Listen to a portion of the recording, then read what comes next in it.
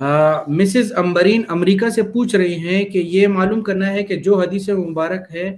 جس کا مفہوم ہے کہ تصویر بنانے والے قیامت کے دن سخت یا شدید عذاب میں ہوں گے، کیا موبائل میں تصویر ویڈیو بنانے کے لیے بھی یہی حکم ہے؟ دیکھیں، اس بارے میں اختلاف ہے۔ جو حضرات ڈیجیٹل تصویر کو بھی تصویر کے حکم میں قرار دیتے ہیں تو ان کے ہاں پرنٹ تصویر اور ڈیجیٹل تصویر میں کوئی فرق نہیں ہے۔ جو وعیدیں پرنٹ تصویر کے لیے ہیں وہ ساری کی ساری ڈیجیٹل تصویر کے لیے بھی ہیں،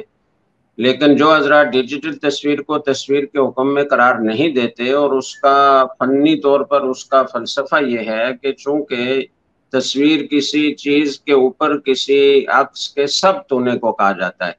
اور ڈیجیٹل جو تصویر ہوتی ہے اس میں کوئی چیز کسی جگہ پر ثبت نہیں ہوتی، بلکہ وہ پیچھے سے روشنی کے اور برقی ذرات آتے ہیں نقطے کی شکل میں،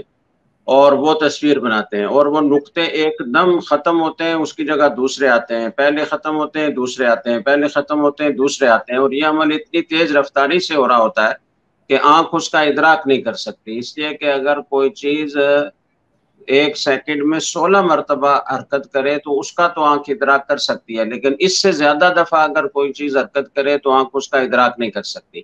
تو لہٰذا وہ ثابت شدہ کوئی چیز نہیں ہے، بلکہ وہ نقطے آتے ہیں فنا ہو جاتے ہیں، آتے ہیں فنا ہو جاتے ہیں، آتے ہیں فنا ہو جاتے ہیں۔ تو اس لیے وہ حضرات کہتے ہیں کہ یہ تصویر کے حکم میں نہیں ہے، لہٰذا جائز منظر دیکھنا بنانا جائز ہے، اور ناجائز منظر دیکھنا بنانا ڈیجیٹل تصویر کی صورت میں بھی ناجائز ہے۔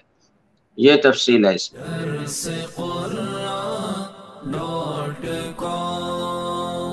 www.darsequran.com